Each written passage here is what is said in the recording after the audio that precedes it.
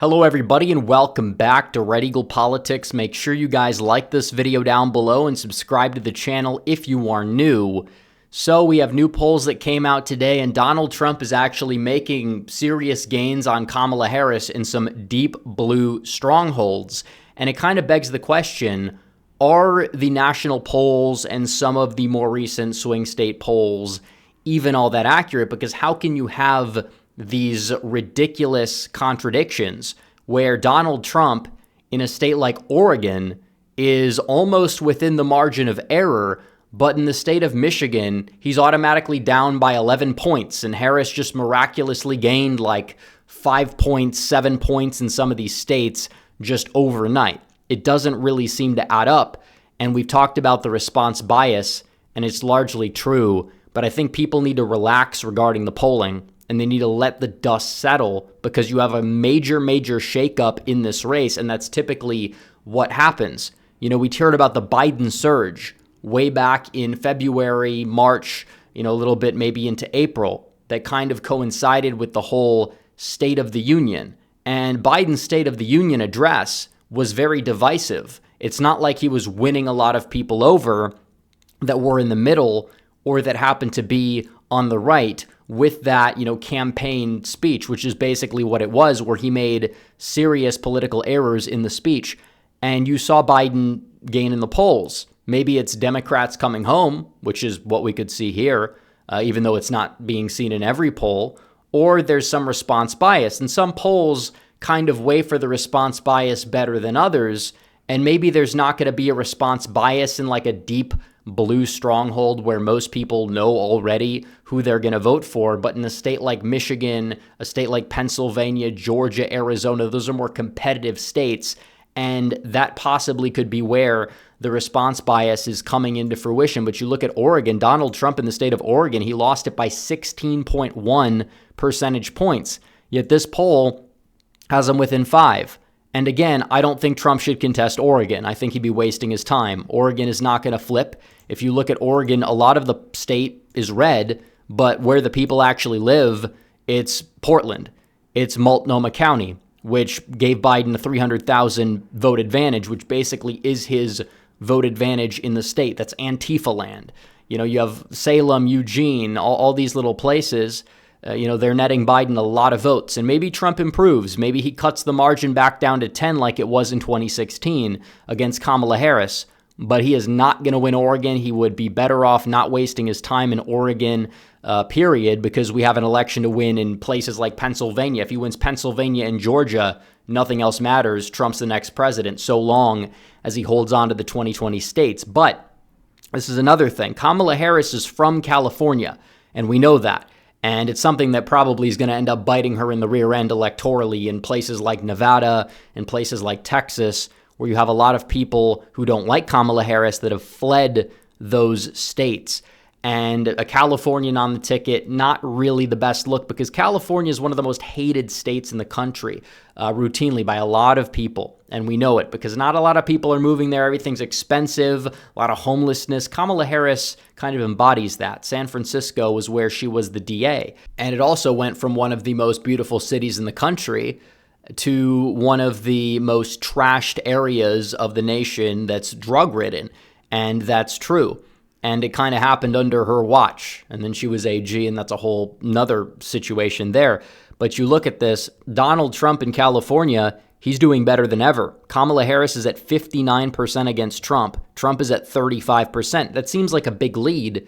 But when you look at this, Donald Trump was at 34.3. Joe Biden and Kamala Harris together as a ticket got 63.5% of the vote. So already you're seeing Kamala Harris underperform Biden and herself by over 5 percentage points. And that's with, a decent amount of undecideds, but she's not even cracking 60 in California. And Donald Trump is already above his original percent. And according to the exit polls, even in 2020, Kamala Harris was not nearly as favorably viewed in California compared to Joe Biden even, which is really saying something. But when you're looking at this, it's like, okay, Trump is gaining in California of all states, which again, he's not going to win it. It probably is not going to be within 20. Maybe he'll get high 30s, maybe, but that's a big question mark there. But if you look at some of these polls like we've seen today, looking at the five-way race, economist Harris gained 5 points out of nowhere. And then you look at some of the swing states, Pennsylvania, Bloomberg does have them up 4 there. But in the state of Michigan, she's up by 11. It's impossible that Trump is only down 5 in Oregon, but he's winning Pennsylvania by 4, but he's losing Michigan by 11. We covered this yesterday, and it's very true. But just keep in mind that the polling is just inconsistent. It's too inconsistent to really put much stock into it. People will say, well, you've said trust the polls this cycle, whatever, or when Trump was beating Biden, you touted the polls.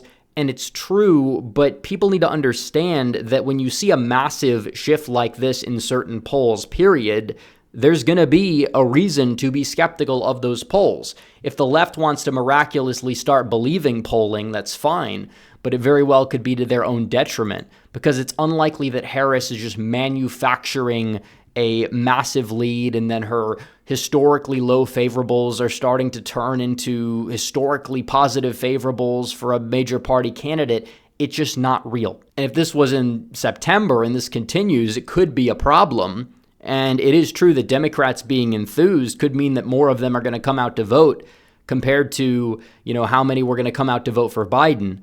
But still, at the end of the day, this is largely due to a response bias because the polls are just incompatible with each other. But it's just true. Kamala Harris, she's getting enthusiasm, or so they say, because she got a big crowd in the state of Georgia, except for the fact that this was a free concert in Atlanta for Megan Thee Stallion, a rapper that basically they paid for, and all these people decided to show up. Now, when Kamala Harris started speaking, her speech was like 30 minutes long. A lot of people left 5, 10, 15 minutes into that speech. A lot of these people were not there for Kamala Harris, and it just shows desperation, period. Hillary Clinton tried the same thing. How many free concerts with Jay-Z, Beyonce, Katy Perry, Madonna did she do back in 2016 in places like Michigan, in places like Ohio? And how did that exactly work out for her? Not very well, because celebrity endorsements are not exactly all that indicative. She was able to go out there and get 10,000 people or so. Congratulations. They weren't there for her. When she's by herself, she gets 60 people. But Donald Trump in Pennsylvania right now, in Harrisburg, he's already got close to 10,000 people inside the arena and thousands outside who couldn't get into the arena. So you look at that and it's just like, yeah, well, a lot of this is manufactured, but Trump is there just by himself with the flag and he's doing well. J.D. Vance gets more people at his rallies across the country. He'll have like 500 people and he's the VP. Kamala Harris by herself can't get as much as J.D. Vance does, without having these celebrities show up, of course. But furthermore, it's important to note that Democrats are coping about this, and they're like, it's an awful night for Trump and his campaign. It's like, even still with the response bias nationally, he's polling at his highest point ever, period. It's not like Trump supporters are leaving for Kamala Harris. Like, you have to have a screw loose if you actually believe that at this point. But we did have some primary elections last night in the state of Arizona, and once again, Arizona counts their votes at a snail's pace. And they've done this even before 2020, 2018. It took a few days, 2016 even. They called it for Trump. Some networks did on election night because he had a stable lead that they knew was not going to evaporate. But still, it's like we're at 80% of the vote and there's many votes outstanding in many places. This is just malpractice. And it just proves that there's a lack of common sense in the state of Arizona. It's not even like these are shenanigans, because this is a primary election that is not even close, is not even contested, and a lot of establishment candidates down ballot actually lost their races and were projected already by the networks to lose. So it's not necessarily that, even if it might leave the door open for potential stuff down the line. But still, this is a major problem. And while we will probably have a good idea of who's going to win Arizona come November on election night, we may not know the winner of a major swing state for quite some time. But get out and vote. I tell people they need to vote, period. Make sure that we swamp them for sure. But Kari Lake won her primary last night. She won it by about the margin I expected. She got mid to high 50s. Lamb got a little bit below 40. Still some vote to count, but Kari probably is going to gain a little bit as well. Down ballot, there were some other primaries that were contested. You saw the rhino recorder in Maricopa County, who runs the elections very poorly, lose his primary, get decked, get decimated, which you love to see. We'll see what happens come November in that election, but I can't imagine that a Democrat could do the job any worse than he could, honestly, at this point. But you look at some of these House races, Trump's endorsements did very well. This race, he had a dual endorsement. You had a very contested, MAGA Civil War type of primary going on. It's not yet completely done being counted. They haven't projected a winner, but it seems like Abe Hamadeh is going to prevail at the end of the day, even if it's a little bit closer than what this margin is showing. Blake Masters won the election day votes, but the Trump endorsement or the co-endorsement, I guess it came just a little bit too late to close the gap. But either way, Donald Trump, it's the end of the month, it's the end of July. He's still in a very good position regardless, but we got to make sure we bring this thing home. We got 97 days to go. So anyways, guys, thanks for watching this video. Like this video down below, comment down below, and subscribe to the channel. We just hit 190,000. Let's get to 200,000 as soon as we can. So hit that subscribe button and that bell for notifications so you never miss another video. Follow me on social media as well.